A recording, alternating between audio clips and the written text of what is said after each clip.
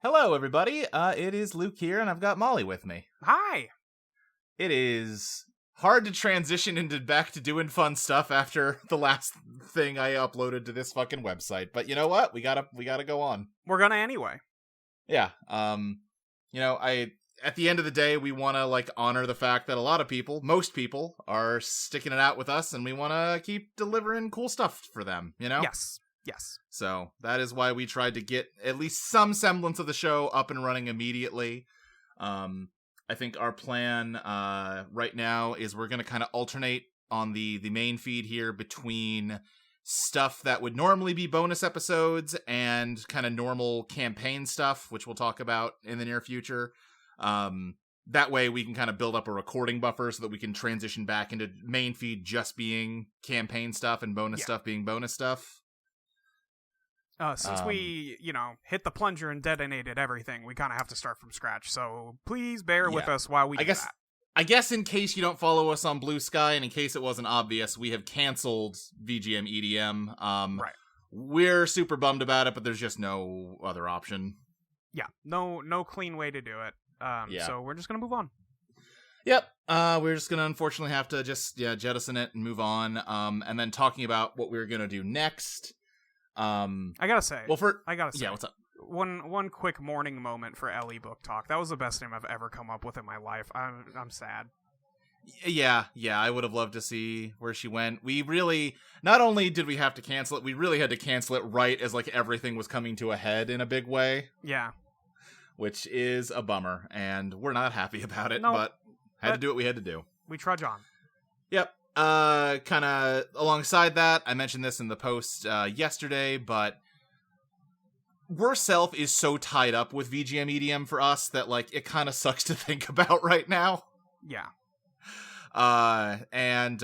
We could just say, okay, whole new season still focused on the villain's conceit, so we can keep working on Worse Self. And I started trying to think of that, but it was just I don't know if my heart's in this right now, you know? Yeah. And I kind of talked to you about it, and you agreed that your heart also wasn't in it right now. Yeah, not really. I mean, I feel like we'd kind of been kicking the Worse Self can for a little bit anyway. A little bit. I do like it, and I do want to finish it. Yeah, same. I'm not saying that. I'm just saying that we are obviously so much more excited about this other thing that it is silly of us to not work on that. Especially right now when, the show is in a little bit of a crisis mode, and we're all kind of emotionally frustrated and drained. The way forward is to focus on stuff that is really sparking our passion, which is what we're going to be talking about today. That's right.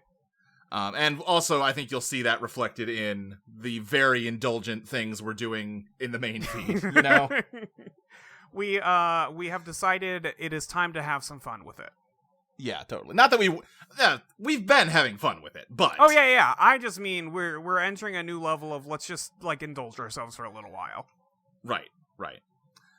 So yeah, we will talk about that stuff more soon. But yeah, talking about okay, what is the future of the show?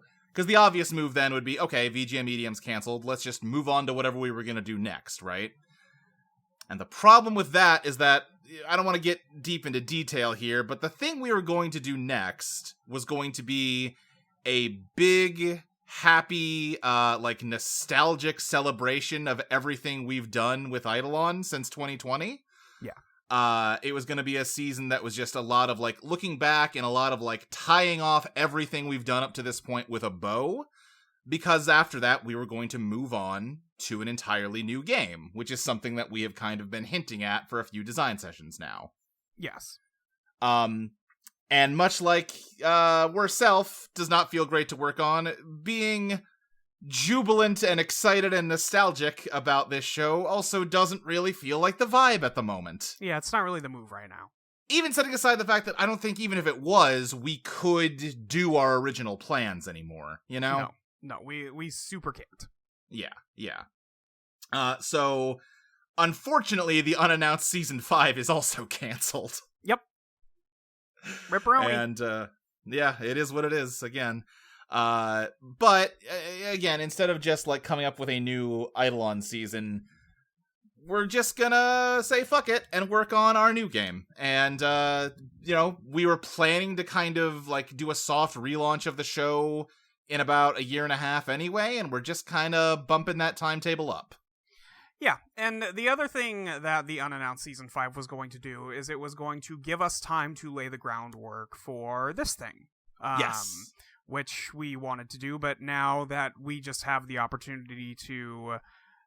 we may as well just do it now, have some fun with some other stuff, but let's just get this started anyway.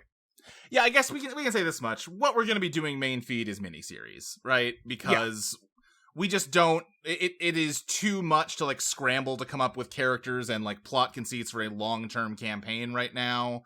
We need something up and running quickly, and also we need something that we can especially me, I don't have to be in the GM chair and focusing on that. I can focus on this while other people kind of take the reins on the main feed. Yeah. So that we can try and get this game into a playable state as quickly as we can. Yeah. And also, like, you know, we just did a design session where I explained that I am also having health issues and stuff like that. Totally. So, like, I'm not going to be doing all... I would like to play as many as I can manage, but at the same time, like, I don't have the time and energy that I used to at the moment, so, well, you know, playing it by ear and trying to keep it cool. We did talk about both of us stepping away from doing role-playing to focus on this, maybe put design sessions out on a faster clip, and then you did immediately sign up for 2 of the miniseries. Well, yeah, but then I was still going to, you know, put out the design sessions at the faster clip. I just couldn't say no. That's fair. That's fair. I mean, I have now also signed up for 2 of the other miniseries. Yeah, motherfucker! I was following your bad example. Yeah, and I will continue to set bad examples for you. I was asked personally to sign up for one of them, okay? So... No, I understand. Yeah, I couldn't say no, and I didn't want to say no. Yeah. We have 4 miniseries lined up right now. We will probably end up doing more, because I don't think this game will be player-ready in just 4 months. I don't think so either. Given that we were allowing ourselves, like, a full year to get it ready? The reason... I guess some background. So the first edition of Eidolon was, you know, in development for, I don't know, like a year and change before we actually, you know, started the podcast, right? So we had something to work with, to build off of and play with, you know, before we came to you people and said, pay us money and we'll give you the game we made. Right, and then we had about a year to get... or at least 6 months or so, I don't remember exactly how the time worked. We had a lot of time to get 2E ready to go, even though it was already building on 1E. And then we did, like, that miniseries season to, like, playtest the basic mechanics of it, get everything ready. Worst Self has been a little bit more building the airplane mid-flight than either of those have been. Yeah, I think that's probably why I've also been so anxious about it. I think so, too. Yeah.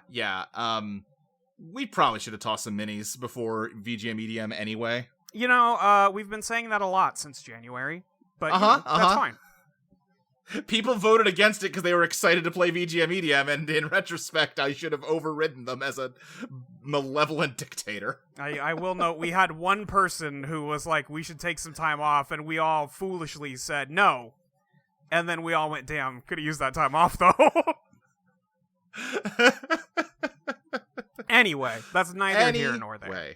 Yes, that's all neither here nor there. Point is, listen, we adore Eidolon. It is the best RPG I've ever played, and I feel like I'm being not just an egotistical jackass when I say that. It is everything I want to see out of a game, but especially for the moment, I kind of feel like we have taken it as far as we can take it, you know? Yeah, I think so. And, you know, the only thing we were really doing was adding a few new playbooks, which, like, isn't nothing. No. It is not game construction like we, you know, were doing before.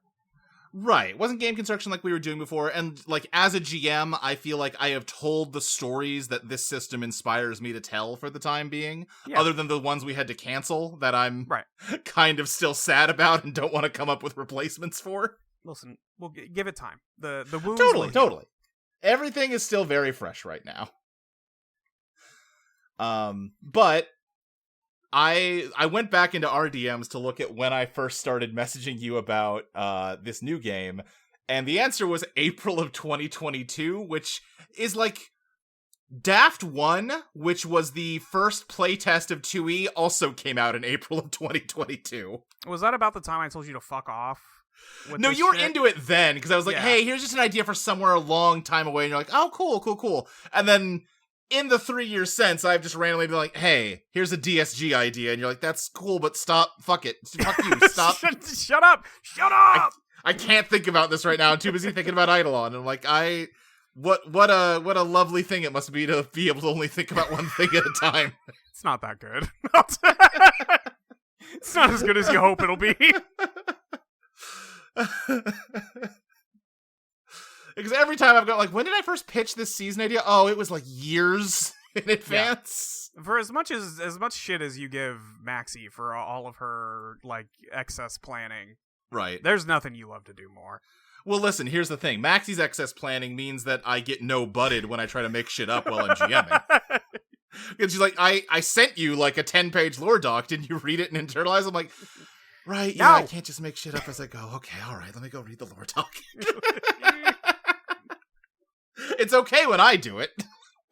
But now I get to do it. We found a way to make sure that never happens again. I don't know if that's true. It's not true. We'll see. I mean, we don't have any actual rules for this game written down yet. Oh, I know, but I think we're going to be able to get up to some shit with what we have. I'm very excited for the broad scope of what we have. I think today we're basically just going to talk through, I was going to say elevator pitch, but this is like an elevator from like the first floor to the penthouse of a skyscraper. Yeah, this is a long elevator. We've got a lot of things to talk about. We just don't necessarily have concrete things. We have more like foundational design philosophy, like what's on the mood board for this, that kind of thing, and a few like more concrete mechanical ideas, but we have kind of actively resisted trying to develop this so that we could focus the bulk of our game design attention on Eidolon, Yes. This is not an elevator pitch in as much as you hit the highest number on the elevator board, and then about halfway up, I was the only other person in the elevator, and you looked me dead in the eye and just hit the stop button. I was gonna say, this is the elevator from Evangelion. Which is exactly as long as you need it to be.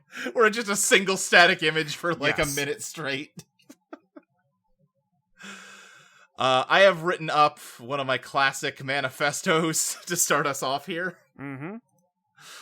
So I guess I will just rip into it. As always, feel free to cut me off and interject your own thoughts. I'm not trying to monopolize the conversation, just trying to give us a baseline to build off here. Yeah. Here I go. I have never enjoyed crunchy tabletop RPGs. I've made a lot of these complaints on this very show over the years. I don't like having to stress over min-maxing character stats. I think the idea of rolling multiple different types of dice for a single attack action is ridiculous. And I don't like the way that combat encounters in something like D&D completely swallow up the rest of the game, shifting the entire world of the campaign into a different mode that's measured in turns, where people spend minutes at a time talking through tactical gameplay decisions that then have to be processed through laborious layers of mechanical resolution. For many people, this kind of gameplay is the heart and soul of TTRPGs, and I don't begrudge them that. I can even enjoy these types of mechanics in dedicated tactics games or in video games where the process is sped up by automation.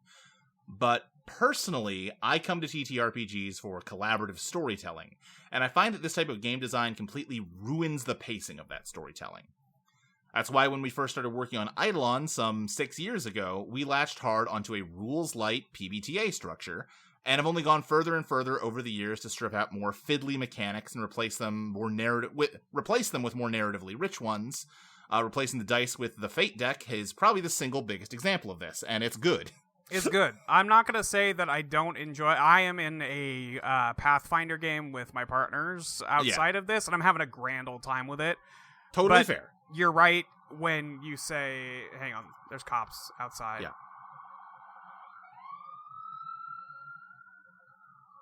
Wizards of the Coast out trying to silence me yet again. Once again. Well, they should go to your town, not mine. Shit, dude. What was I gonna say? I really do think that rolling multiple dice to figure out, okay, did I hit him?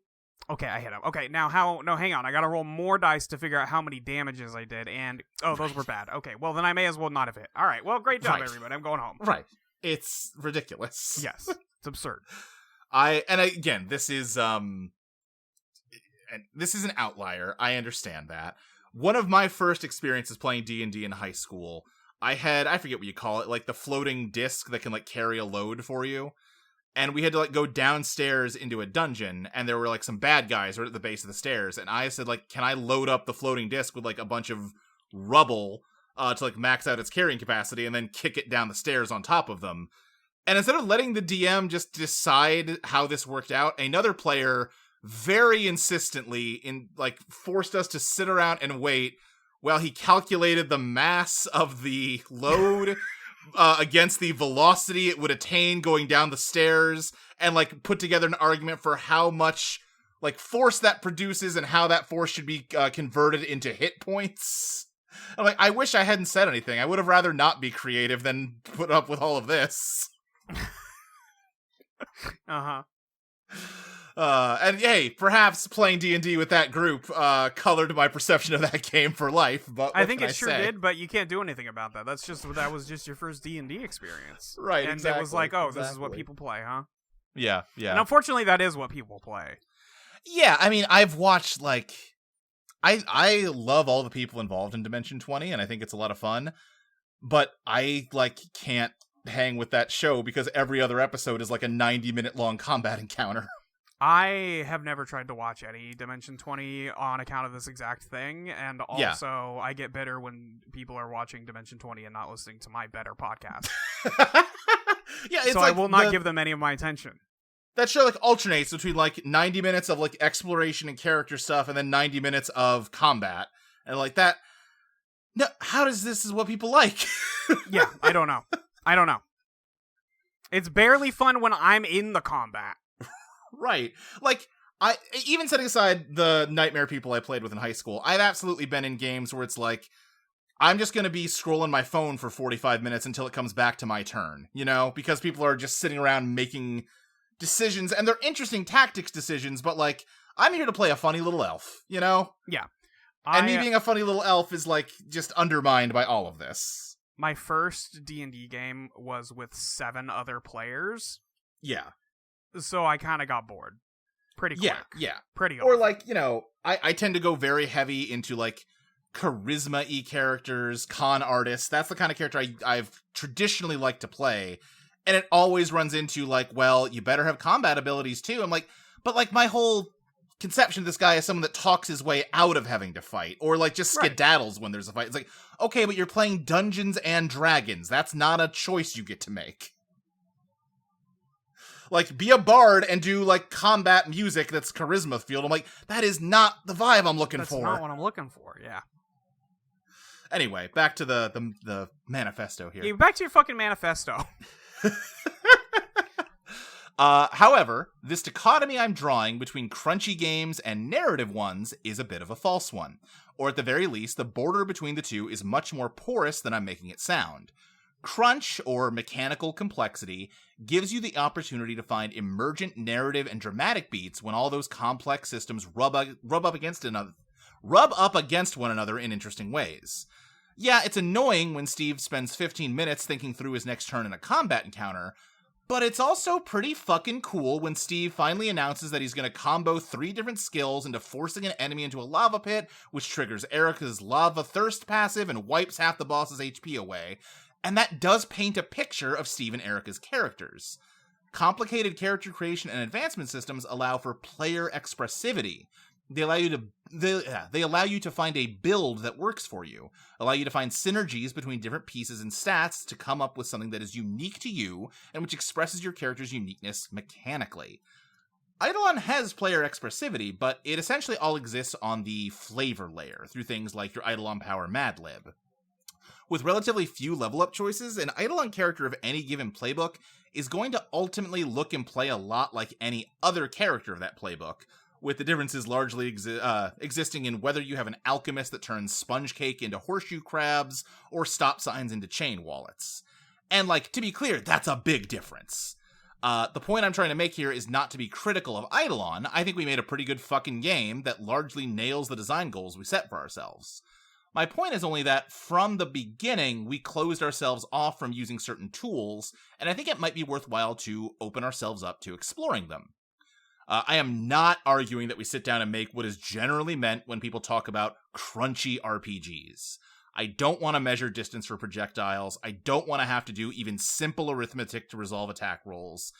But I do wonder, is there a form of crunch, quote unquote, that might suit our sensibilities? All right, is there such a... hang on. You cannot be talking about crunch like this. What do you mean? Gamers everywhere hate crunch. No, I'm making a joke about overworked developers. Oh. Continue I'm talking about a different kind of crunch than that. I know. I'm just making a bad joke. Continue. Oh no, crunchy. Is there such a thing as narrative-driven crunch? Also, gamers everywhere do not hate crunch. They hate you whining about crunch. They love crunch. They love it when you crunch for them. Is there such a thing as narrative-driven crunch? What happens when we allow ourselves to introduce complexity into our design space? Can we make a series of interlocking systems that allow players to express themselves, allow players to discover synergies and builds, and do surprising things on a mechanics level as well as on a flavor level? Can we have mechanical complexity that is completely married with narrative complexity? Can we write a fucking phone book-sized rule book that's full of exciting, imagination-inspiring rules and content that all sparks the same kind of energy that we currently see whenever someone draws the devil in Eidolon? Maybe we can, maybe we can't, but I think it's a creatively lucrative direction to explore, especially to build something that strongly distinguishes itself from Eidolon while still being in direct conversation with it. Eidolon is very proudly inspired by very specific influences, Persona, JoJo's, and as it turns out, a lot more of the Stormlight Archive than I ever knew while we were developing it. I told you. You did, and I didn't know. I like the idea of looking at a different property to take explicit inspiration from, to find the sparks of what we like most about it, and adapt it into something that is uniquely ours. When thinking about things that both you and I like, Molly, one of the first things to come to mind is FromSoft Souls games. Demon Souls, the Dark Souls trilogy, Bloodborne, Sekiro, and Elden Ring. I think this is an excellent fit as a starting point for what I have in mind for this game. Souls games have complex, obscure mechanics that can be solved through diving through wikis, but can also just sort of be felt out, and that almost feels like more of the intended playstyle. Their stories are similarly oblique, and while there is sort of a solved version of each of them, there's clearly an effort to prompt the player to use their imagination to fill in the gaps, aided by small tidbits of lore dropped from item descriptions and cryptic NPCs. In that sense, Souls games are very much works of collaborative storytelling, even though the dialogue and sequences are all scripted and static.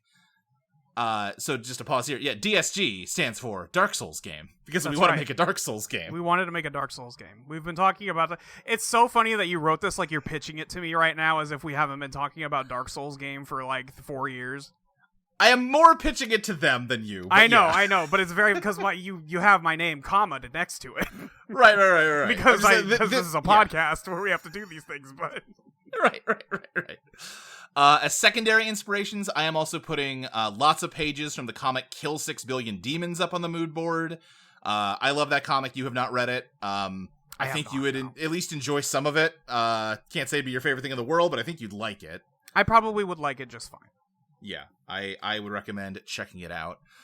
And before our timeline got pushed way, way up, I was also planning to read through Berserk, because I think that's also got a lot of the kind of vibe we're looking for, and from what I understand, it's a major inspiration for Dark Souls. I still do want to read through Berserk, I thought I had another 18 months to do that. Yeah, we thought we had a long time. Also, if you look at the official Souls RPG adaptations, they kind of suck, in my opinion. We were just talking about this before we started recording. Yeah. They're overly literal, overly complicated, and lean hard into that bad crunch I'm always railing against.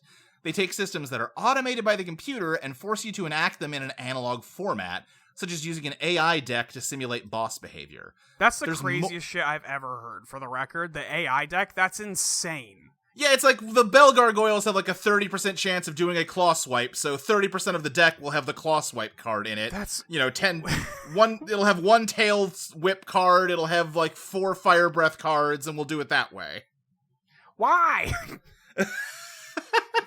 Because you gotta simulate the experience of playing Dark Souls, Molly. Right, but you can't see... Okay. Yeah. I know that we could do this forever. You can't I know. simulate the experience of, like, being on that rooftop, you know? Right. Like, how do you... Well, you can, like, but you gotta make a lean into map. narrative. You can't just draw a picture of the rooftop for us to move minifigs around on. Right. That doesn't it doesn't help. Yeah. Anyway. There's more than zero fun to be had here, but they are clearly not trying to capture the elements of From games that I'm interested in seeing in a tabletop environment. And I think that's true for you, too. Yes. Based on what you just said mere seconds ago. Yes. To that end, one thing I definitely don't want to carry from Souls games is the aggressive difficulty. I think building a world where death reigns supreme sounds pretty cool, but I don't want it to manifest in players getting trapped in the Dark Souls loop of beating their head against the same boss over and over until they win. That doesn't sound fun to play, and it doesn't sound very fun to listen to in podcast form either.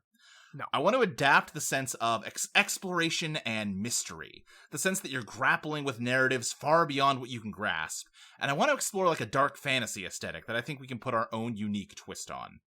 And I say that again as though I haven't already written an extensive pitch deck for what our setting is. Oh, yeah. We already got the shit on lock.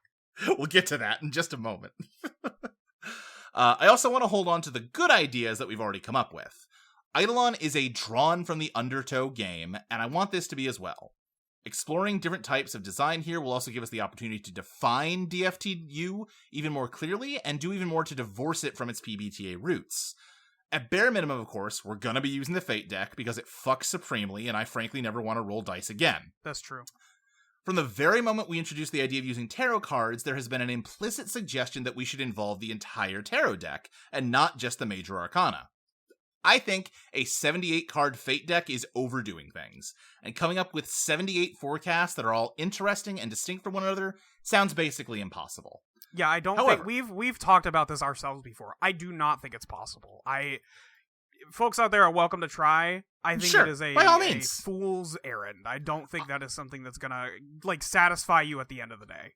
I'll say this much, I can't come up with 78 different things that all hit as hard as the best major arcana stuff and are like unique from one another. And obviously, there are cards in our Fate deck that are like, they're not all the devil, right?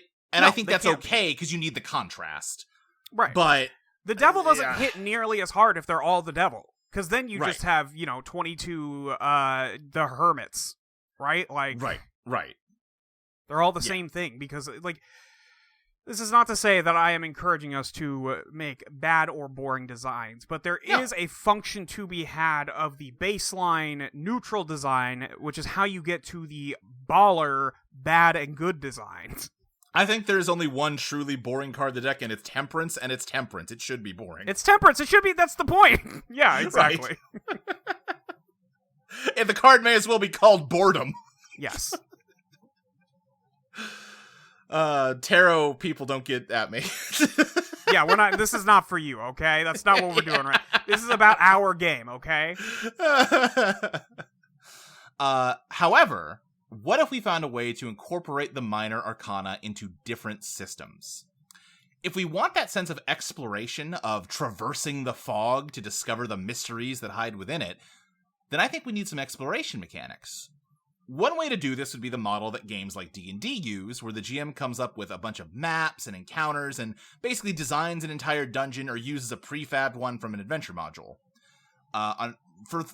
First off, that sounds like a lot of work and I'm real lazy. Yep. I don't know how anyone fucking DMs D&D. It's a fucking full-time job. Yeah, I don't get it. Yeah. 2, that's been done. That's an experience you can get from a lot of places. So why chase the fire when we could try starting our own? My pitch is to look toward map-making games like The Quiet Year instead. It's a pretty common thing for RPG groups to use a game like this to design a bespoke setting, and then swap to an RPG system to play a campaign in that setting. What if instead we married the two kinds of game together? What if the act of exploring the world is entangled with the act of creating it? I have no doubt that there are listeners out there who are a lot better read than I am, who are going to be able to send me a dozen different games that do exactly this already. But it's not something I've personally seen before, and I think we can approach it in a pretty unique way. I think like Dungeon World has some stuff like this, right? The draw maps but leave blanks stuff. Right. Yeah, totally. Like, it's not a fully unique idea, but I think the way we're thinking about it is not a thing I have much like the tarot cards, lots of RPGs use tarot cards. I've yet to find one that uses them the way we use them, you know? Yeah. We, as much as we all have, people, a lot of games use dice. They don't all use dice the same way. It is impossible to say that a game like Monsters and Other Childish Things is remotely like D&D. It's not. Right. They use the same basic pieces, but they are doing something completely different from each other. So, not like a ridiculous notion to think that, we're going to get there. I'm sure there are RPGs with map making and world building mechanics, but there's a lot less of them than or at least they're a lot less prominent than ones that use like the adventure module system, right? Yeah. So we're still very much in a blue skying kind of mode for all this, even though I've been bombarding Molly with random ideas for this game for over 3 years now. So the specifics of how this works are not there yet. But what I'm imagining in very broad strokes is a system where you sort a 78 card tarot deck into the 4 suits and the major arcana. The majors work exactly like they do in Eidolon, acting as the core resolution mechanic. The minors, on the other hand, work in the exploration and map-making side of the game. Different mechanics prompt the players to draw from one of the different suits, which in turn introduce new elements into the environment. Cups cards might give you a place to rest and regroup, while Swords cards give you enemies to combat, as like a very simple example. Yeah. Again, exactly how this works and what play looks like is something we'll have to flesh out as we go, but I'm imagining a system where you use the 4 minor arcana to gradually build out a world as you're exploring. For a recent example, maybe you could think of it like blueprints. Each time you move on, you draw a card and decide what kind of place you're moving into, with each suit being a different color of a room, right?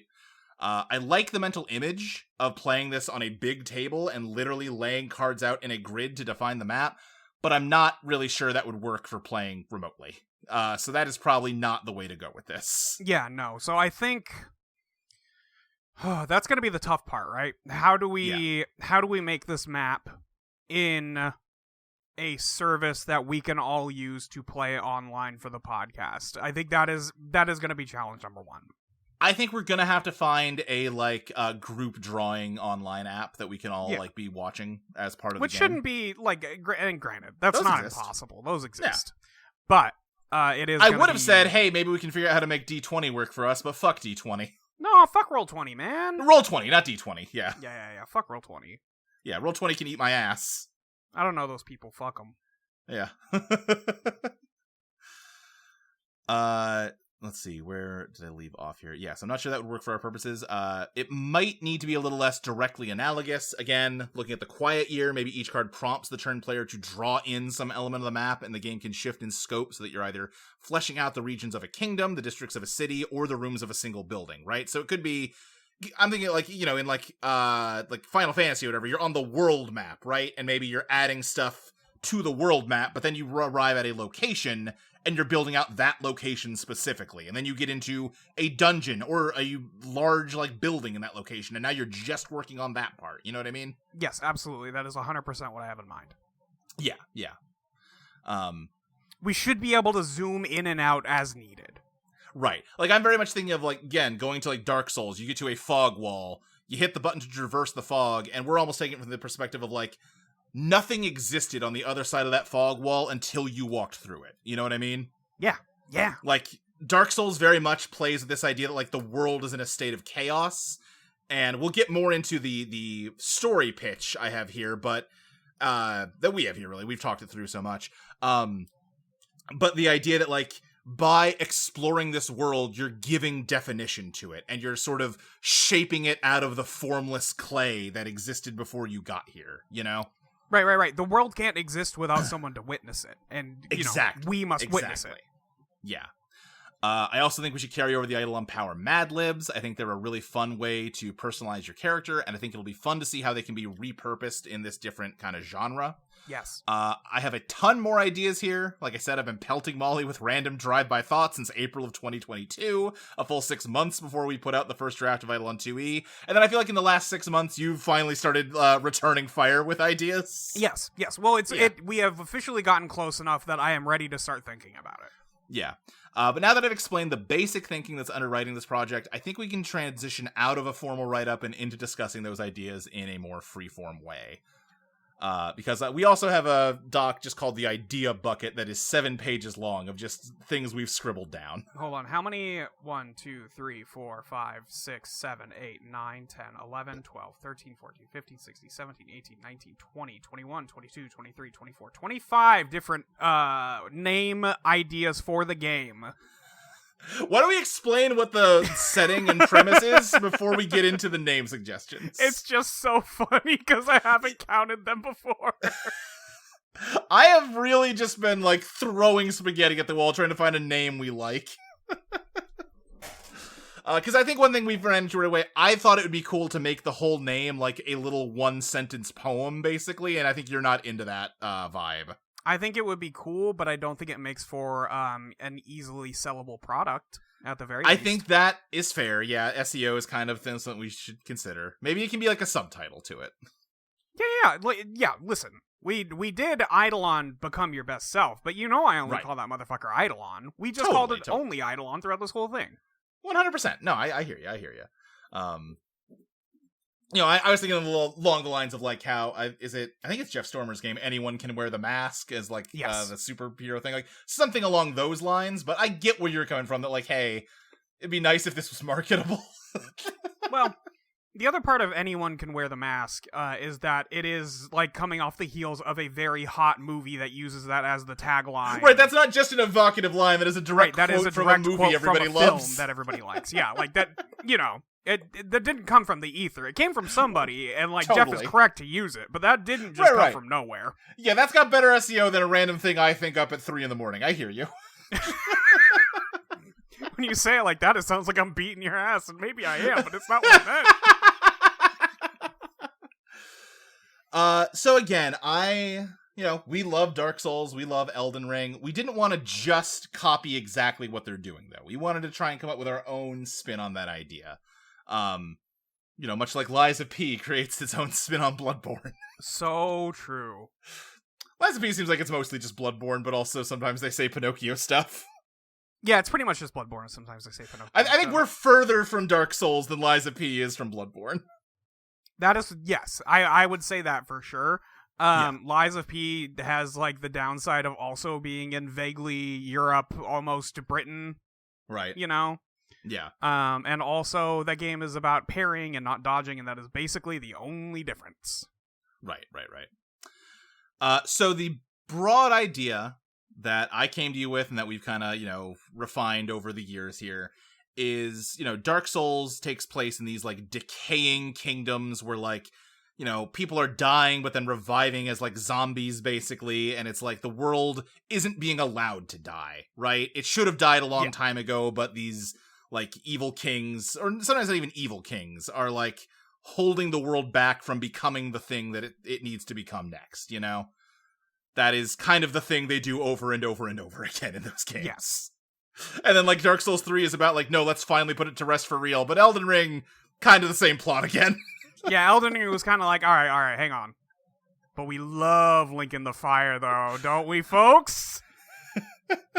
Sekiro, like, a little different from it, but not really. It's just a little more, like, in relationship with real history, even though it's very mythological. Well, and Sekiro's main difference is that it's kind of, it feels crazy to say something like it's a more character-focused, but I do think it is more character-focused. It is much more about Wolf's character arc than the Dark Souls games are about a specific character arc. Right, yes. All their other games are Wolf about, has like... a name. Wolf has a name, Wolf has character development, He is a different person at the end of that story than he is at the start of it. Yes. God, Sekiro's he didn't know how to eat rice. He didn't know how to eat rice! It's such a good joke that for hours you're just munching rice, and then eventually someone looks at you and is like, you're supposed to cook that first, right? And you're like, what? Hold on, what? But you don't have any reason to think he's doing something weird. He's just munching. It's not like they play a big crunch sound when he eats the rice. They shouldn't play a big crunch sound when he eats the rice, though. Yeah, because he does. The way it's presented, it looks like it's in, like, a piece of paper and he pours it into his mouth. Right. He just dumps it in there, but it's just dry rice. Just dry rice. What a silly guy. What a silly guy. I love that dude. Wolf, I love that guy. We love that guy. Oh, yeah, any party really gets started once Wolf is there. I don't know about that. I think he's kind of a buzzkill, but in a good way. See, you'd think that, but when he just sits in the corner and like meditates, it really does help the vibe. Brings the vibe up, yeah, maybe. Yeah. Anyway, so the setting we have is the land of the dead, basically. It is the afterlife. It is where everything goes when it dies. I'm thinking of it in a very like Greek underworld kind of way, right? Like it's not heaven, it's not hell, it's just if something dies, it goes here. And one of the first big ideas I had was that it's not just people that die. Anything that quote unquote dies goes to the afterlife. If you burn a book, that book goes to the afterlife. If a house gets demolished, that house goes to the afterlife. If a kingdom is destroyed, that kingdom goes to the afterlife. Mm-hmm. So it becomes this just huge, cluttered, infinite sprawl of everything that has ever existed. And because the world of the dead is eternal and life is finite, it becomes as though your living life is not like your real life. It is the like false life that you lived for just like the first blink of your existence. It kind of planted the seed of your true self. But, you know, that was, you lived for 80 years, 50,000 years ago. Who cares, right? Who cares? May as well not have happened. Yeah. But also at the same time, it's like, it is kind of the core of what you are, and you kind of can't ever fully escape it, even though it's such a small part of you, right? Yes. The way I've been talking about it is like, in the land of the dead, the land of the living is just called the dream. And the dream is something you experience when you're in the process of being born as a new spirit, and then you wake up from the dream into the real world, which is the afterlife. And so you just have this like endless chaotic sprawl. I have other ideas that we've talked about here. I kind of want to sit on those for now because they add extra layers of complexity because we've thought about this for 3 years straight. Yeah. Let's just focus on the core pitch here. Just this endless chaotic sprawl of like all these different eras of history just piling onto each other, much like, especially like Dark Souls 2 is this, right? Yes. Where it's like if you walk 50 feet, you're in a different era, you know? Like you're in the kingdom of Lordran, and now you're in the kingdom of Drang Lake because you walked across a bridge. But that's they're right. also the same location. Iron Keep. It doesn't matter that there's lava up there. Okay, it's tight. That's why there's lava up there. Yeah, that is. Oh, I know we're just relitigating old shit. That is the dumbest complaint. It's so stupid. It is so clearly intentional if you pay fucking attention to that game. Yeah, sorry, man, you weren't listening. Like, you find like Seath the Scaleless' corpse, and you can look into his memories with the thingy, and it's just like all the arch trees have been cut down and destroyed. Yeah, the world doesn't make sense anymore. There's a lava mountain on top of a different mountain, even though you couldn't see it from the bottom. I'm looking, I just Google search Iron Keep DS2. Yeah. And yeah, the people are coping. They can't deal with it. They're still complaining? Well, it's just because it lives in the image search forever of people trying to, like, make a map of what this world must look like. It's like, that's not the fucking point! It's an incoherent, like, time is already incoherent in Dark Souls 1, and then DS2 says, yeah, space also incoherent. Like, yeah, you don't get that, like, very lovingly knotted together, like, intricate world design of Dark Souls 1, and I kind of get missing that on a gameplay level.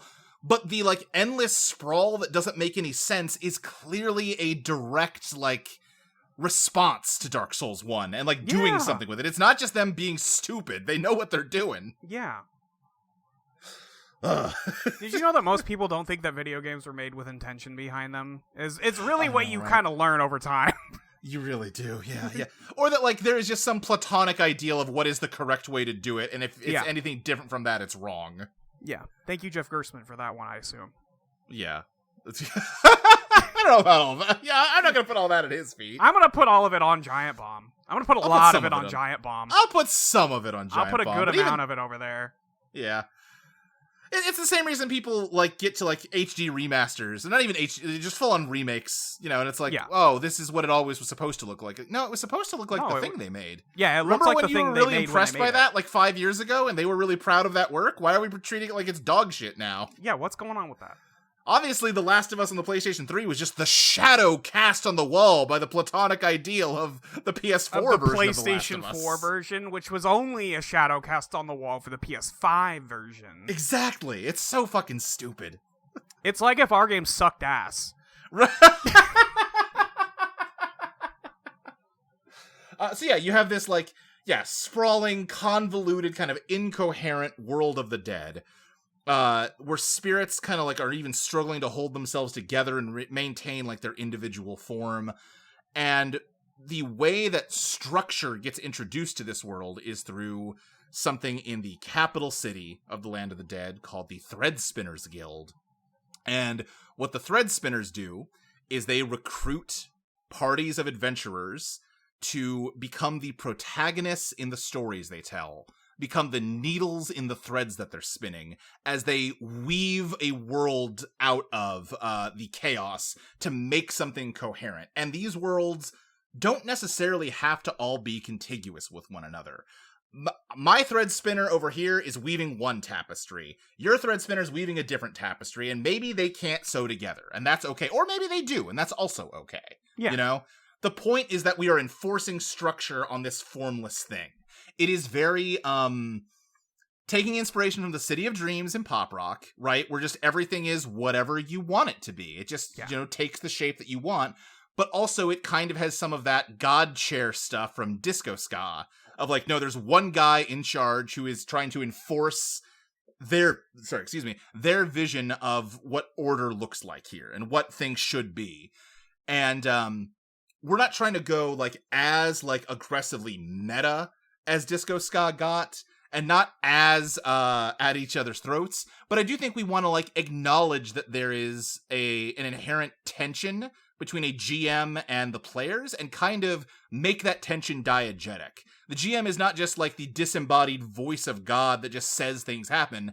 The GM is a character in the world that is dictating things, and maybe the players push back against them sometimes, you know? Yeah.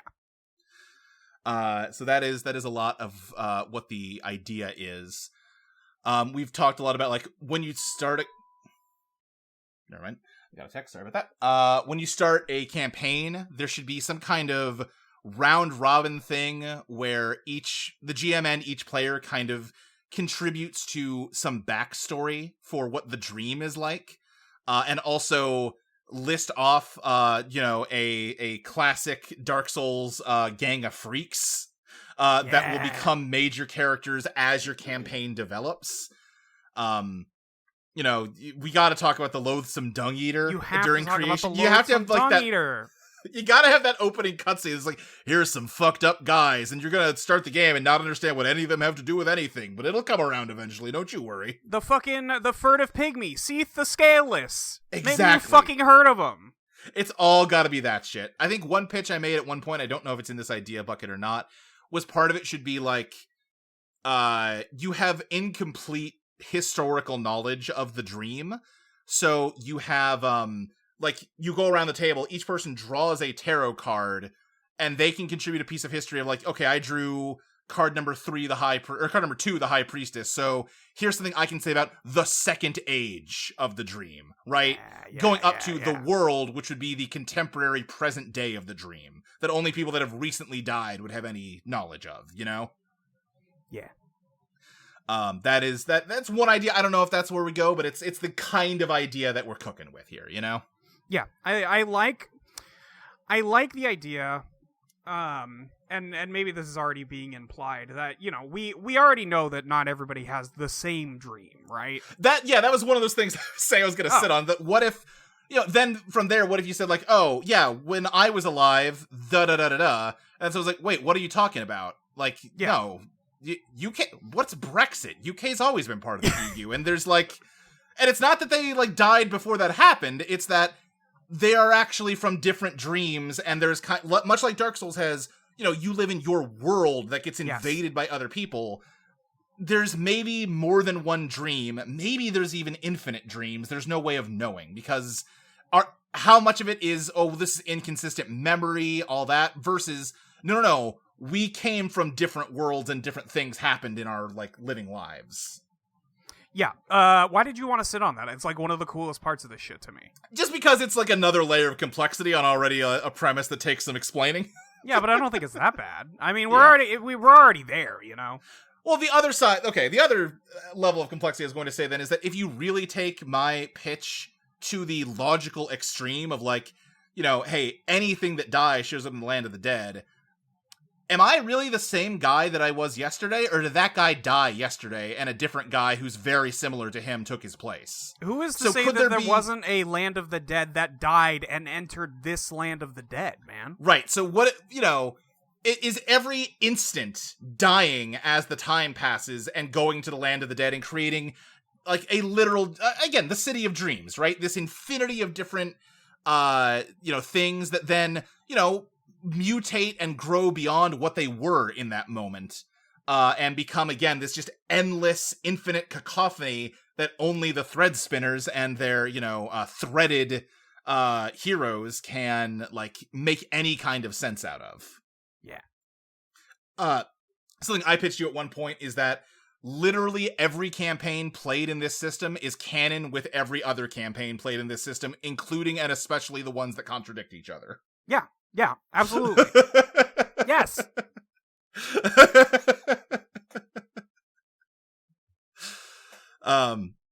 Yeah, so with all that in mind, now we can return to this list of names if you want to go through, now that we have sort of explained a lot of our ideas here. So yeah, we had a lot of them here. Do you want me to just read all of them? Yeah, sure. Give my throat a rest, why don't you? Okay, yeah. So we have 25 different names. The one that's listed as current winner is not currently winning. That's true. It was the current winner until like 2 days ago. Yeah, which was Threads in the Fog. Yep. There's Threads Through the Fog, Lost in the Fog, Souls Lost in the Fog, Shadows Cast by Hellfire, The Fire is Dead but the Ash Will Never Cool, or The Ash Will Never Cool, Searing Embers, No Rest in Death, Eternal Unrest, Struggle on Dead Man, Struggle on Dead One, Struggle on Wretched Dead, Struggle on Ye Wretched Dead, Pale Hands Grasping, The Fog Forgets Nothing, The Blood Has Curdled but the Heart Still Beats, The Heart Still Beats, Curdled Blood, The Yawning Gates of the Necropolis, Life Gives Way to Fog, The Campfire in the Fog, The Flames Cannot Warm You, Threadspinner, or Thread Spinners, Death's Tapestry. Yeah, and I think what we've been talking about, I think Threadspinner has a nice mouthfeel to it. It's got better SEO than I really thought it would have. Yeah. I think that's kind of your vote right now, right? That's my vote right now. My only hesitation with it is that the word Threadspinner only covers one aspect of this, but that's not a very strong objection, and I could be talked into it, because I do like the sound of Threadspinner. Quite frankly, whether or not they would endorse this thought, you know, themselves, I do think that the Threaded, in a way, are their thread spinners of their own, are they not? I think you could very much make that case. Totally. Yeah. I just searched Thread Spinner game, and the first result is a YouTube video, how to make Thread Spinner from Bottle Crown. So yeah. I think we're good. I think we're pretty much good on that front. I think we can totally do, like, Thread Spinner and then a subtitle if you would like, because I know you love your subtitles. I do love my subtitles. I am much more of a one-word title girly, but I'm willing to compromise on this. I don't actually care that much about it. Yeah. I think at one point the subtitle I liked was "The blood is curdled, but the heart still beats," but that just sounds way too much like the battle is over, but the soul still burns. I mean, the thing is, the soul does still burn, though. The soul does still... I do also kind of like "The fire is dead, but the ash will never cool." Yes. Maybe not that exact phrasing, but I like that. That's an evocative idea, right? Yeah. And, like, obviously it invokes Dark Souls with the fire without directly saying, this is a Dark Souls game, you know? Yeah. While also conveying the basic idea, like, yeah, no, the fire is gone, but the remnant of it is eternal. Yes. So, maybe that is a thing to think about. Frankly, I would say the ash still stains, before I would say the ash will never cool. The ash still stains. Interesting. Leaves its mark, whether you want it to or not. Right, I hear you. Yeah, that's a thought. Nothing we have to decide today. I think... Oh, I just think the ash will never cool is just wordy. I get that. At very least, I think you feel pretty strongly about Threadspinner, and I think my objections to Threadspinner aren't I'm saying them out loud. I'm like, that's a lame argument. Sometimes all we have to do is get on the design session. Me saying THREADSPINNER now is going to be the why aren't we using tarot cards right of this game, you know? Yeah, and then in 2 years, I'll be like, man, it's a really good idea that you said that THREADSPINNER would be the best name for this game. Right, because you're capable of taking credit for your contributions to this project. I'm just getting that out of the way now. Yeah.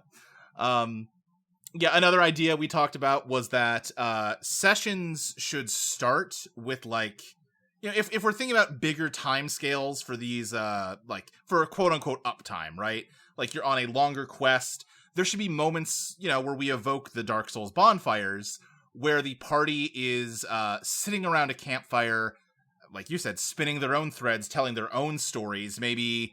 You know, and, like, drawing tarot cards and referring to their playbooks as, like, these are the kind of stories you should tell. Like, say you had, like, a hunter character talk about some, like, beast that used to stalk around, like, your village when you were alive. That kind of thing, right? Yeah. I think and then the GM, the thread spinner, takes that stuff and weaves it back into the ongoing, like, storyline. Like, by telling that story, you have woven it into the tapestry you're currently weaving.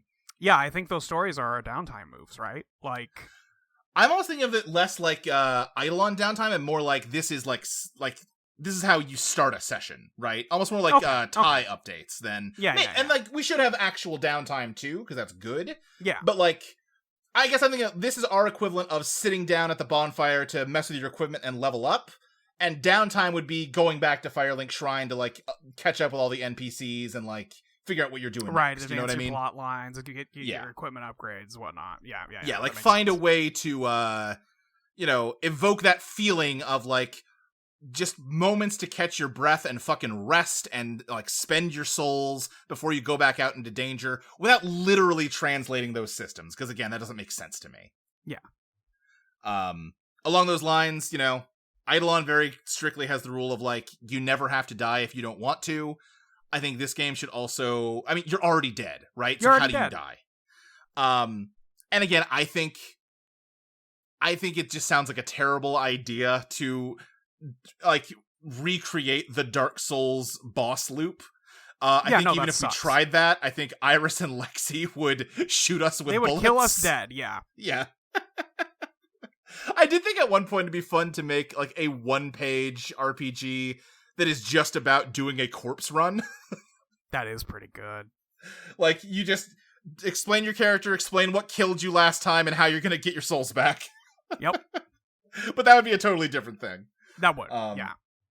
I was gonna say that, too. One thing, you know, I talked a lot about, like, can we play with complexity? Can we make this a bigger, denser game? I think, reader, like ease of getting into the game is something we can't sacrifice in pursuit of that. Yep. First of all, just because I want the game to be approachable, right? And also because RPG players are so goddamn stubborn of trying anything that isn't D&D. Yeah. And, like, you don't want to put artificial hurdles in the way of that, right? Because you're already getting them to crack your game at all. Good fucking luck, especially if it's not a game that's sold at Barnes & Noble. Yeah. Like, I think one of the single most popular indie RPGs is Honey Heist, and that's, at least in part, because it's 1 page long. Right. And also because it's a silly RPG about bears stealing honey. Bears stealing honey, everybody loves that. Everyone loves it. Pooh Bear, we all know him. Yeah. I think that's a rabbit. It's Winnie the fucking Pooh. Winnie the fucking Pooh. Fuck 4th of July.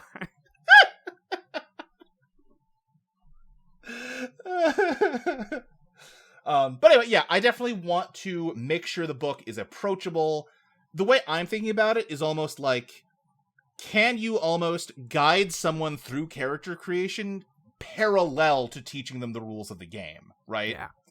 Like, you read the introduction, it gives you all this flavor stuff, and immediately gets your brain thinking about, okay, what do I want to do? we move into, like, here's the types of stuff you can do, here's the types of characters there can be.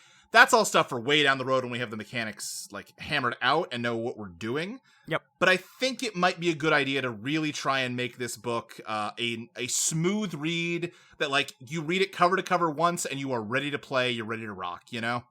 Yeah. And maybe not even cover to cover. You skip parts that don't matter to you, right? You know, right. Yeah. Like with any RPG book. Many cases of this. Yeah.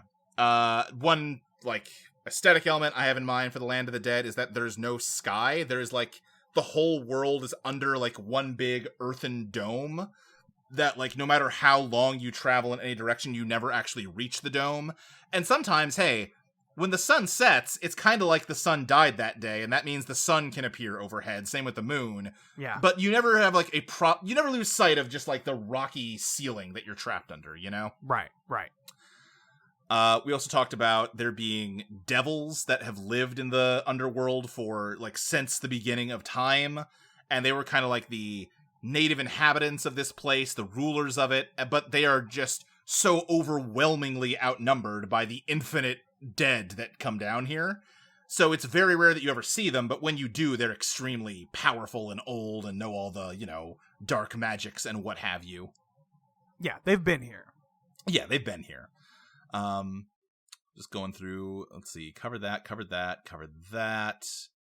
about GMs being thread spinners. Talked about a lot of this design philosophy stuff. I think we've hit all of that. So going down to mechanics ideas we've thrown around. Obviously, I already talked about using the entire tarot deck and doing some kind of exploration mechanics with the minor arcana. We've talked about having generic advanced moves that you can take on level up no matter what playbook you have. Yeah. I don't remember what prompted that, but sure, I'm not opposed to it. I think there was a time where we were just trying to not make Eidolon again. Right. And a lot of PBTA games do have, like, you can take any move from any other playbook in this slot, you know? Right. So I think we were capturing a little bit of that. I think we were also talking about moving deck manipulation moves to the generic bucket. Yes. Which I don't know how I feel about that today, because I like the idea of the deck manipulation happening in a way that is specific to your character, but, like, we don't have to argue about that today. That'll depend a lot on how the playbooks come together. Yep. Yeah. I've got a thing here. Mechanic for pressing your luck. Take a second swing and risk a bigger consequence. Do you remember why this isn't just pushing yourself? No. Okay, great. We did such a good job taking notes. Well, it's because I think when we wrote all this shit down, or did we even have push yourself yet? I mean, we had overdrive in, yeah, you know, in maybe that 1E, but that. like, yeah, it's possible that we just, like, wrote some shit down. It ended up in here, and then we didn't come back and update it once we, you know, came in with the other part. Yeah. Another thing we have down here is World Tendency Blackjack. So, let's talk about chess briefly. You're insane about this one. Just so that we can make it clear what I've been yelling at you about for over a year. Demon Souls famously has what they call the World Tendency system, where certain positive things like beating bosses, cooperating with other players, makes the world tendency of that level whiter, and that has certain consequences. I think it makes enemies weaker and stuff like that. Weaker. I think some stuff doesn't spawn in that case. Like, yeah, I think it maybe makes like the Titanite lizards like more like common or something. It does stuff. And then if certain negative things happen, like you die, you fight in PvP, it makes the world tendency blacker. And that makes the enemies stronger. But sometimes it also like leads to weapon drops that you can't get outside of a black world tendency. That kind of thing. And I think that's a pretty cool system. It is. My suggestion was that, you know, again, speaking to what can we do to play with complexity and make like interesting complex mechanics that all talk to each other, was you have a chessboard set out as part of the game materials. When certain positive actions are performed, the players may make a move with any white chess piece. When certain bad actions are performed, the GM may make a move with any black chess piece. When a white chess piece gets captured, something really bad happens. When a black chess piece gets captured, something really good happens. if a check happens, something even more extreme happens. If a checkmate happens, it's shit goes crazy. It would kind of be like a more dynamic version of the Phantom Clock, where lots of different things pop off at different times based on how the chessboard develops. I remain convinced this is good from... I remain convinced this is good game design. However, the one and only reason I have agreed to let it go... truly, the only argument that has convinced me even slightly is that keeping a chessboard around with a specific board state is inconvenient and annoying. And there are ways you can get around that. You can, take a photo of the board, put it away, reassemble it. You can use a digital chessboard. But I will acknowledge that is an undue burden that people would not like to have to deal with. You already have to get 5 people in a fucking room, which is hard enough as it is. But now you want them to play chess at each other? Yeah, well, but they're not really playing chess at each other, because you can make multiple moves in a sequence, and, it doesn't matter if you're good at chess. I know, I'm just saying it's more than I want to do when I'm signing up for a tabletop game. I think if I walked into a tabletop game and they had all their little dice and a little deck of cards and then a chessboard, I'd be like, what the fuck is going on here? Let's go. But perhaps that's a sickness inside of me. I think if I saw that, I would look at it and go, man, seems like you can only play that shit at a convention, though. Yeah, listen. I will accept the logistical arguments against this. I will never concede that it's not a cool idea mechanically. I believe I have said a number of times it's a sick idea. Uh-huh. But and yet you keep censoring me. The logistical issues that it makes happen, That's a lot of pieces. Your original argument was that nobody knows how to play chess, and I was like... And I granted that I was wrong about that, people okay? know how to play fucking chess. No one in my family knows how to play chess, okay? So okay, maybe... Well, skill issue. I didn't know a lot of people who knew how to play chess or wanted to play chess. Thus, I did not think anybody would be interested in a chess extra piece to a fucking tabletop game. Who do you know that's playing chess? I mean, no one right now, but I know people that know how to play chess. Right, but people aren't, doing it. Because they're not that interested in chess. Because it hasn't been mapped onto a world tendency system for their RPG.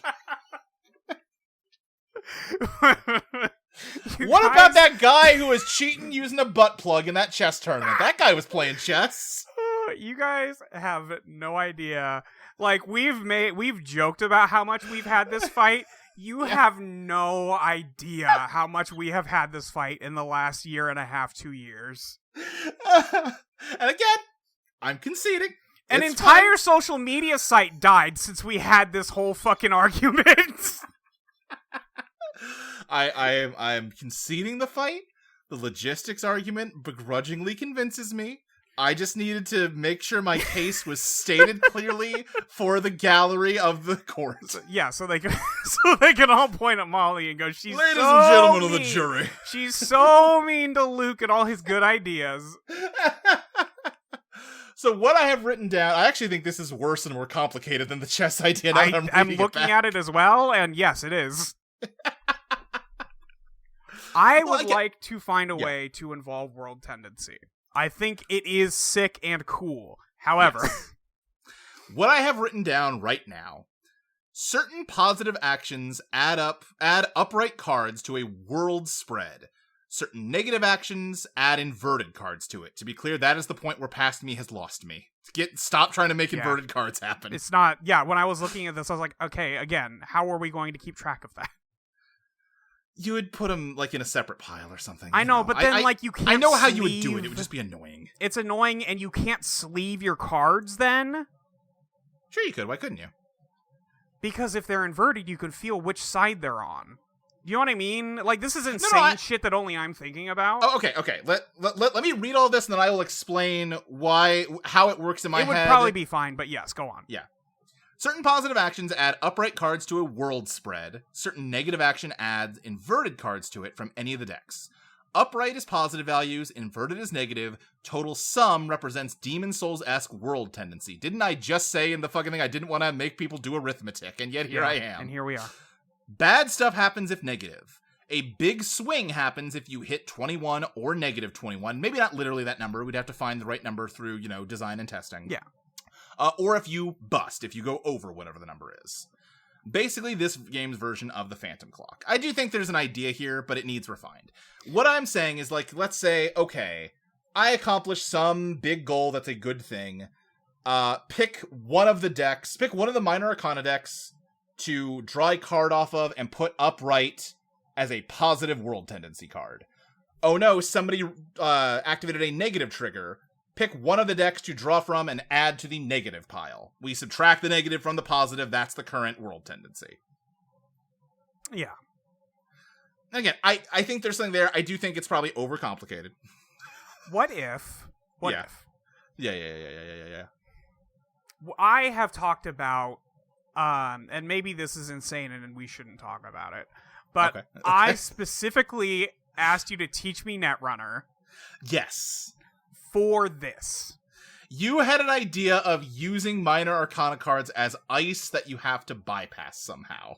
Or when you perhaps, air quotes, access one of the Minor Arcana decks, you can add it to the world tendency. Okay. I will put some notes about Netrunner, ? Yeah. Just if we don't want to do just straight up fucking blackjack, right? If we want to do something that involves this, the stuff I'm thinking, Netrunner ?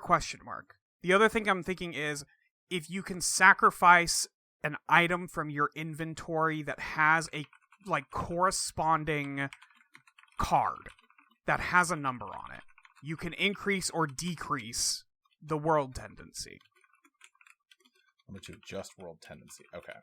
When you told me the Netrunner idea, what I was thinking was you would have let's imagine we were playing at a table, right? I have got the Major Arcana in the center as our Fate deck. Above it, I have, let's say, swords. Below it, I have wands. To the right, I've got cups. To the left, I have coins. Okay? Yeah. And let's say that the swords and wands and cups and coins are paired opposites. They kind of oppose one another. And again, tarot people don't get at me. I'm talking here. We're making our own game. Hang on. Something happens where you play a card from the sword deck, but instead of just going to a discard pile, that played sword card becomes a piece of ice defending the wands pile. And now you can't draw from wands until you have broken through that sword card. Oh, dude, now we're fucking talking. Now we're fucking talking, man. This is what I'm talking about. This is the shit right here.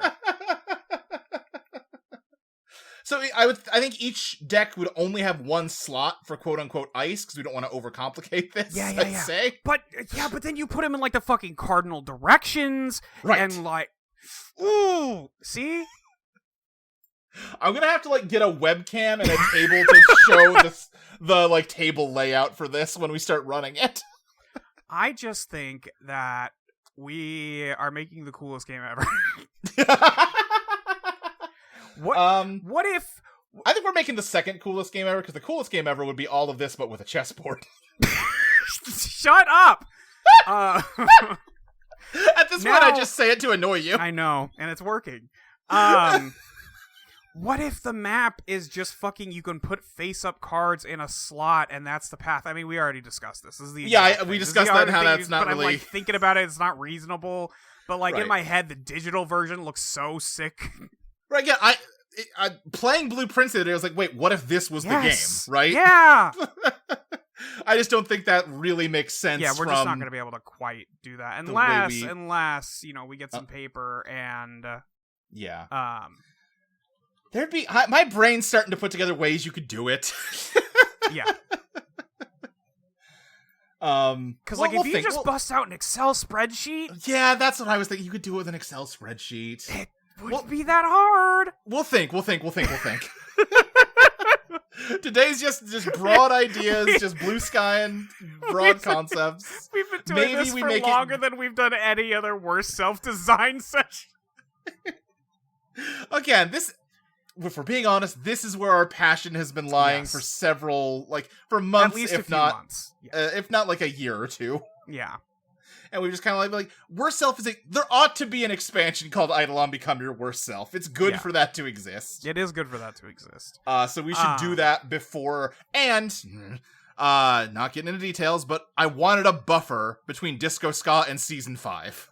Yes, I wanted a, lower, stress, kind of fun, goofy season where people could just pop off and do crazy shit after I put them through the Pear Wiggler for 2 years straight in Disco Ska. Sometimes I miss the Pear Wiggler. Hey, I think it's a pretty good Wiggler. It's a pretty good Wiggler. But I think some people needed to stop wiggling for a while. Oh, yeah, a lot of people needed to stop wiggling. I needed to stop wiggling, quite frankly, but, you know. Anyway, let's get through the rest of this, because... Okay, we already talked about, maybe having scenes where you sit at a bonfire and tell each other stories, blah, blah. I think that's a cool idea. Miyazaki Gang of Freaks, we already talked about. Because characters are already dead, they can't die. We're not looking to recreate the high difficulty and death rate of a Dark Souls game. Great for a video game, doesn't suit the kind of tabletop games we make. But of course, there must be some kind of stakes to combat, some death equivalent that marks a hard failure point, possibly tied to world tendency. Yeah. The loose pitch I wrote down here, definitely not married to this. It was just first idea, best idea type deal. When you run out of HP, whatever that looks like in this game, you're out of combat. You're just you sit out until combat ends. If the whole party wipes, we get a flashback back to the last bonfire, evoking Dark Souls respawn without doing it literally. The last character who died tells an ominous, foreboding story, which is a minor reward for being the last one standing, even though you died. You get to be the one that influences things here. A negative card gets added to world tendency. All players revive, but the thread spinner uses the story and the worsened tendency to make the fight or the surrounding world worse somehow. Not necessarily harder, because you already died on it, right? But hey, the treasure you were trying to get from this boss got broken, or hey, there is a storm outside that is going to blow the whole temple away now, and this fight barely matters anymore. That kind of thing, right? Yeah. This will probably need lots of iterating to make work. Death needs to feel meaningful without feeling demoralizing. That is definitely the line I want to walk, because that is the thing that puts people off of Dark Souls, is that they get demoralized, and that is not what we want. Additionally, we should think about some kind of equivalent to hollowing. If you haven't played Dark Souls, the way that works is that you play as a hollow, you're undead, and basically, if you die, you come back to life as a gross zombie. Your skin looks like beef jerky. But if you can, do kind of a magic ritual to regain your humanity, you go back to looking like how you looked before you died. So my first pitch here is, if we think about it, if we map this onto, the damage track system, which maybe we import directly, maybe we don't. If you're fresh, you look like your ideal self. This is what you looked like at the peak of your living life. You are the age that you consider your best. You are the most fit for whatever that means for you. You look great. You feel great. Everything's awesome. Yeah. You get hollowed once. You look like how you looked at the moment you died. So hey, a sword manifests in your chest, or your head falls off, or something like that, right? Yeah. And then at 2 points, you look like the current state of your corpse. So you are just a walking skeleton. You have gross, dried up skin hanging from you, or you are just a cloud of ash that can barely keep a humanoid form. That kind of thing. I think that's an interesting way to go about that. Yeah, I think so. We'll think about. We'll talk about it, yeah, because I think it, it is a good idea. I don't know how important that is to the vibe here. I think it's important to the vibe. I don't know if it's important to the mechanics. Yeah. That's fair. Listen, I like the idea of it'd be good if Maxie's head was just all the time popping off because she got hit. Yeah, by, this is true. This is true. Yeah. She should go Rock'em Sock'em Robots mode. You're right, absolutely exactly right about that. The basic idea of the crash system should import as well. What are the phases of like a multi-phase boss fight, if not crashes, right? But we probably want to combine that with something that gives enemies a bit more like health, to make it a bit less like discrete, a little more continuous, right? Yeah. Because we want that sense of, oh god, that attack barely did anything. When you like get to a boss you're underleveled for, and like, oh no, I landed a hit and I may as well not have, right? Yeah. Or the feeling of like you narrowly win through like a hard-fought slugfest. Maybe each crash kind of has its own health. It's not just you did one thing to turn the tables in your order, but you've like consistently hammered this weak point to like break this moment and move on to the next one. You know what I mean? Yeah, you've proven that you are able to move on from this specific attack. It was not just like a glancing blow. You know, you've proven that you know when to dodge. Yeah.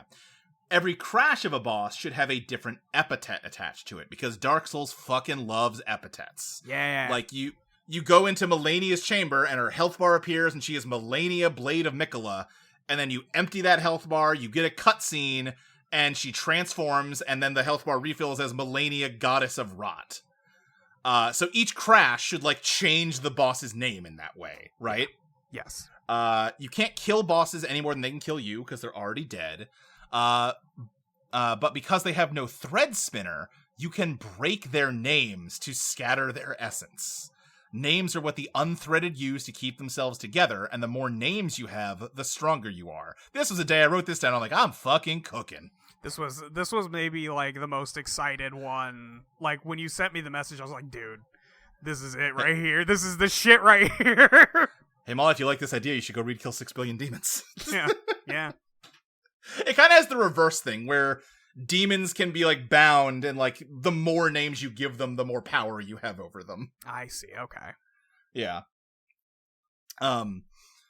So, then this immediately suggests the idea of a GM-less variant of the game, where you play as a party of unthreaded, and there's some other mechanic to replace how the thread spinner does stuff, right? Yeah. I think that's an interesting idea for, like, an expansion or something, because I'm a fucking idiot that's thinking about expansions before we've even written the game. Bonks you with a hammer. What do you think? Yeah. This one, I'm bonking myself with a hammer, because maybe we even take that a step further, and the thread spinner isn't a special privileged position like a GM, it's just one class you can play, but we strongly recommend that all parties have one thread spinner, and you can't have two. Sure. Yeah. That's stupid. It's a little silly. There's no need for all that. That's called the GM. Right. I also had the very ridiculous idea of, wait, what if then you mix it? You have some players using the GM-less rules, but some characters are bound by a thread spinner. I mean, that is pretty tight, but like... It's a cool idea, but I don't even know what that would begin to look like. But I don't even know what that means, yeah. Yeah. Let's see. So we have the idea that instead of just having 5 stats that are universal to everybody, we have lots of stats. But at creation, you only have enough points to invest in a few of them. Some moves will be unavailable to you at the start, except through the game's push equivalent, because you just have a 0 in the relevant stat. That offers more character development choices. Do you buff your main stats or spread out to cover other ones? But also, obviously, some moves should allow you to have multiple stats that can be used for them, like use, whatever.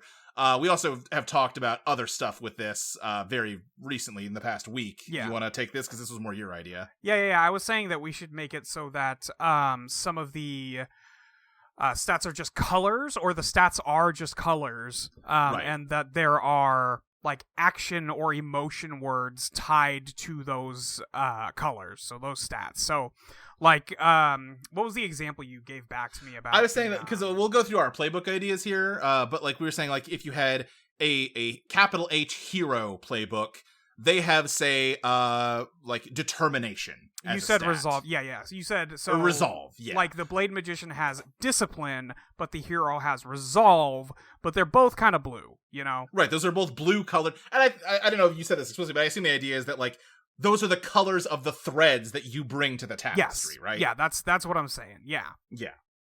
And I was saying there should be like enough colors that like every playbook should, like, by default, not have access to at least one color, Yes, yeah. So that, like, you have to account for other people's weaknesses. So even though, in most cases, any blue stat will do, sometimes you might need a specific blue stat, and sometimes, like, okay, we've got 3 guys with blue stats, but no one with a yellow stat, you know? Yeah. Do you need to speak to somebody in a red way? Do you need to speak to somebody in a blue way? You know, it kind of just depends on what is associated with that kind of thing, right? Like, yeah, that's probably another point of inspiration we should bring up is that Austin Walker put out the first draft of Realis fairly recently, and I think it set both of our brains on fire. Like, yes, fuck, extremely. dude, this rocks.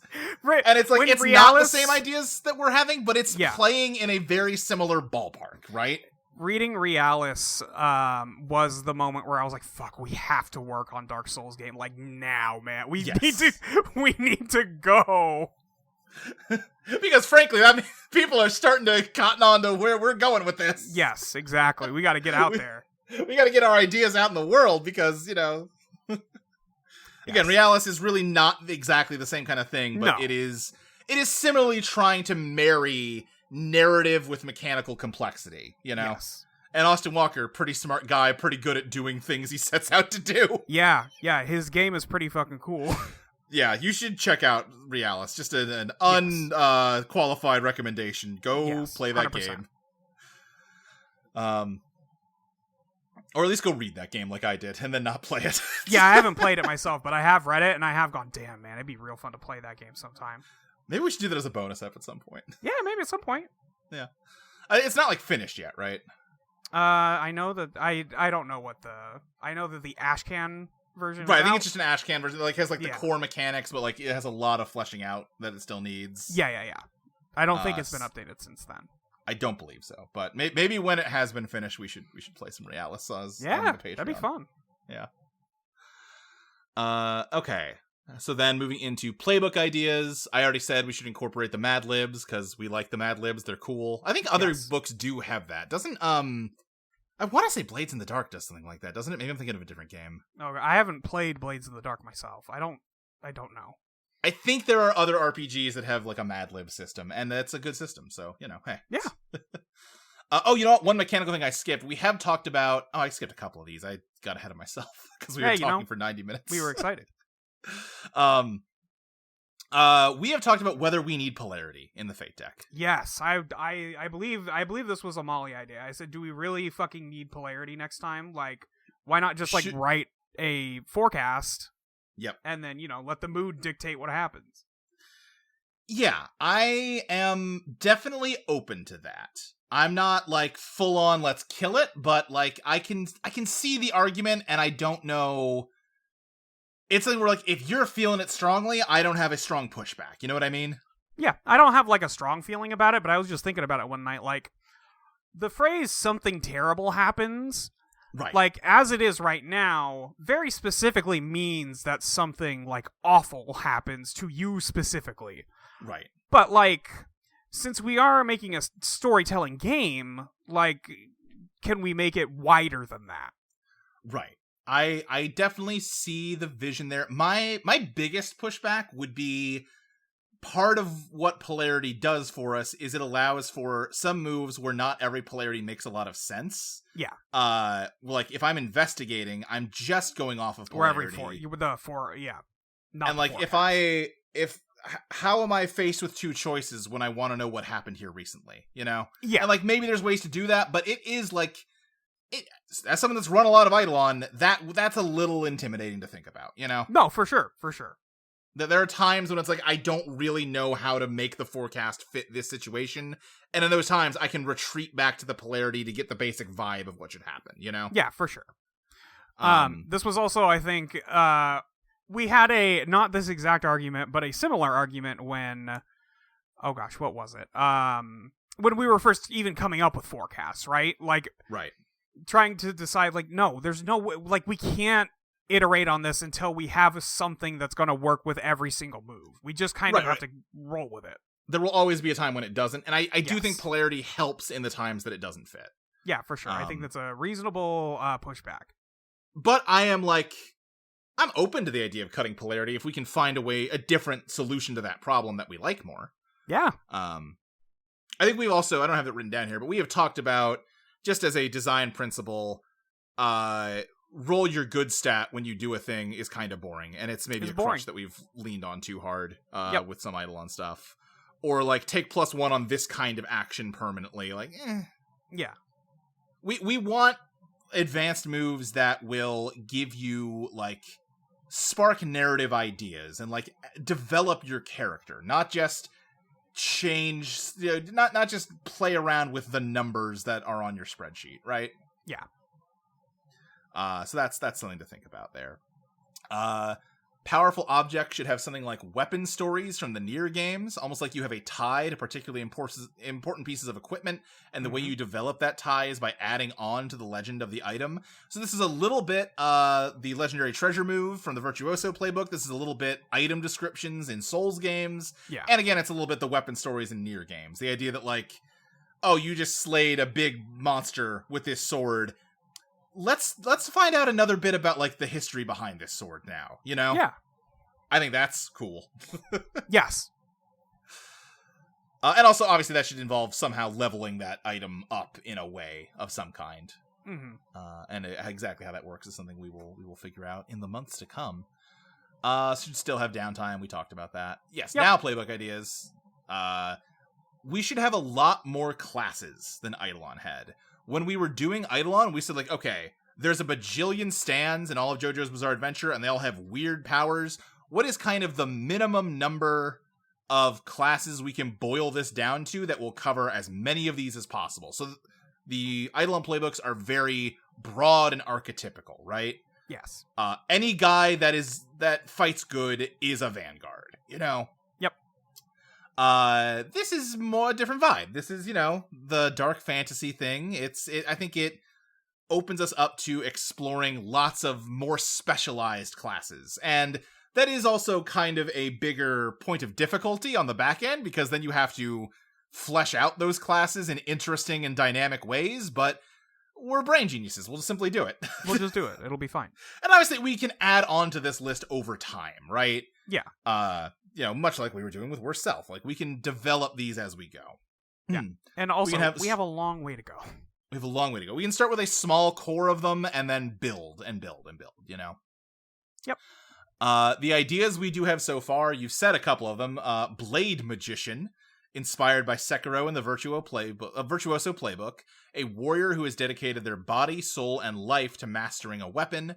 Death has done nothing to impede their studies. In fact, it's allowed them to continue developing their skills beyond the capability of mortals. Yeah. Pretty cool. It's fucking cool, man. Yeah. The Mad Lib here would be something along the lines of, like, I've dedicated myself to the art of the blank and I can use it to blank. Similar to Virtuoso, right? The next bullet point I have is probably should have a Bloodborne-inspired class, Hunter or some shit. Yeah, probably something like that. Probably, I don't know. Just some shit like that. Bloodborne's not my Souls game. Yeah, but Bloodborne is good. Yeah. It's no Dark Souls 3. Conjurer, something like a D&D sorcerer, someone who has an intrinsic connection to some element that they can command and manipulate. Just some of these are more fleshed out than others. Like this next one, I've got a lot written down for. Yes. Hero. Description. Hero is a word reserved for only those suffering the most terrible curse the gods can inflict. They are revered, pitied, feared, and hated in equal measure. A hero is doomed to wander, eternally beset by calamity and ruin. They are compelled by a divine brand burned into their skin to defeat evil and protect others, at whatever personal cost is necessary. They can never rest, never truly find a home. They absorb the darkness wherever they go, brightening the world by filling themselves with ever more despair.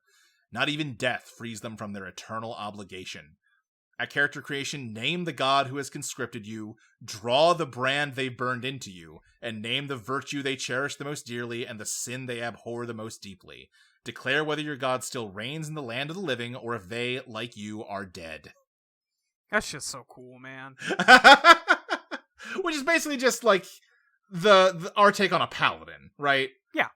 But I really wanted to make it like, no, being heroic sucks. I don't like it. It's no fun. Right. Especially, after 50,000 years of it. You probably get a little sick of it. Right. Yeah. Divinity. If gods can die, you should be able to play as one. Figuring out the right way to give someone something that feels truly divine while still balancing them against other playbooks sounds like a fun challenge. Maybe something like their power is derived from worshippers. Someone somewhere must be burning a calf for you to use your holy power or something. I think that's kind of fun. It is. I think it is a cool I think maybe the best way to do it would be to play them against, like, the demons, you know? Mm-hmm. Like, Yeah. this is their realm. Like, if Right. you know, like, Yeah. as a divinity in the world of death, Right. perhaps you are, you know, not nearly as strong as the demons that you so thought, you know, Right. you hated so much when you were back in the world of the living. I also don't know if this feels like a starter pack playbook, right? Yeah, I don't know. This feels expansion-y to me. I don't know. If we just go wide, who cares? We could just go with, who knows? Like, again, yeah, because you're right. Stop a thinking trap about to fall expansions. into would, Let's just fucking put some ideas in here. a trap to fall into would be, here's our fighter, here's our rogue, here's our wizard. Like, well, yeah, we should get funny with it. Yeah, we should get weird with it. There's no reason that we have to put a... I mean, the rogue idea you can't... It would up with is fucking sick, so whatever. Right, and But again, and the paladin idea we have is sick. So, like, it's we sick, can so, have like, that. We can do that. It's easy. Blade Magician is basically our fighter, right? Like, we do Yeah. have these, but they're... It's I think literally we're just putting easy enough for us. stink on them that they don't look like the generic version, you know? Yeah. Speaking of which, Master Thief, our rogue, they have died on purpose in order to perform a heist in the land of the dead and have a criminal organization back in the land of the living to help facilitate a plan to bring them back to life once they've secured the score. That's fucking right, dude. What I love about this idea is, again, have they been working on this plan for 50,000 years now? Maybe. Maybe. I was having an idea of, like, their, their, like, gang back in the living world can, like, burn, like, write something down and then burn it so that it appears in the land of the dead and they can get, like, updates on what's going on in the land of the living. Oh, it's so cool. It's so good. Yeah. The next one I got here is Legist. I was just going through the thesaurus for words that mean lawyer. Description. While the gods bestowed upon us the law, it was the devils native to the underworld that bestowed upon us the art of contracts. Legists are those who devote their lives to the study and practice of this arcane discipline. While the sorcerers speak with the voice of the elements, the legists can accomplish comparable feats and miracles merely through the careful application of human language written in an exacting hand and signed in blood. At character creation, name the devil that you have entered into a contract with while living, and describe the terms of the contract, what you demand of them, and what they demand of you in return. And then you'd have a split of moves about invoking their devil, and moves about making other people or things enter into contracts with the devil. Kind of turn the Conductor's Sealed Room Devil Pact moves into a whole class. This is also very clearly playing in the same space as Sealed Evil. Yeah, this is Sealed Evil pilled. And, like, talking about, like, hey, we're trying to, like, put a lot of stink on, like, classic classes. This is, like, a warlock. But I thought it'd be cool if the warlock was just a lawyer, a contracts lawyer. I also do like how this is, magic is just a lie you convinced the universe was true. Yeah, exactly. Yeah, I think there's a lot of everything we've done up to this point in the DNA of all of this, you know? Yeah. Then I've got Pendulum, an etheric being that exists as a spirit even when alive and has two physical body parts, a worm and a slayer. The worm's reign of terror and the slayer's quest to defeat it create violent shakeups throughout history. Pendulums are thought to be immortal, with their slayers and worms eternally reincarnating. So if one is dead, then something extreme has happened in the world of the living. Glass inspired by Dragon's Dogma. I played a lot of Dragon's Dogma 2 last year. That game's pretty good. I like that game. It's pretty good, and the fucking whole thing with the dragon and you, pretty cool. Pretty cool! What if there was a whole class that, like, you're not just the person trying to slay the dragon, because it's all one system. What if you played as the system? What if the concept of a soulmate was fucked up? And, like, I don't really know what this looks like. What does it mean to play as the pendulum? But that's stuff we can figure out. We gotta figure it out, but I want this to work, so... Yes. And then the last idea I've got written down right now is, what if our version of a bard was, like, a bartender? Some kind of mix of a bard, a potion brewer, and the perfume guys from Elden Ring. Mixing up weird concoctions using extinct magical plants. And then I think you just added in all caps, Potion Seller! Potion Seller! Yeah, I think that's a a pretty seller. fun. I think that's a pretty fun concept. I think so too. Yeah. So that's what we got cooking. I don't know if we have much more to say. We've been going for almost 2 hours. Yeah, it's been a long one, but do you know why? It's because we're really fucking excited to make this game. We are pretty excited to make this game. Like I said, we are going to really try to get more frequent design sessions in the world, often has other ideas, so we'll see how it goes. Yeah. But we want to get a playable version of this sooner rather than later. And yeah, I'm excited. If we aren't like a chunk of a way into a campaign of this time next year, like, we fucked up. I would really like to be playing this game within the year, yeah. I would love to be playing it by March. I don't want to be, like, ridiculous. I didn't mean by the end of I meant within a year's time. Oh, yes. Within a year's time, for sure. Yeah. But now we actually get to truly work on it, you know? Yeah. So hopefully it will develop quickly. Not sure exactly when we're going to meet up again to talk. It probably will be less than a month, God willing. Yes. What do you want to focus on first here? What is the most, like, baseline? Let's maybe decide on what the playing space looks like, you think? Okay. Playing space, and, like, maybe start really drilling down on these exploration mechanics? Yeah, let's decide how to explore. That's probably number one. Okay. Yeah, because that's the new thing, right? Yes.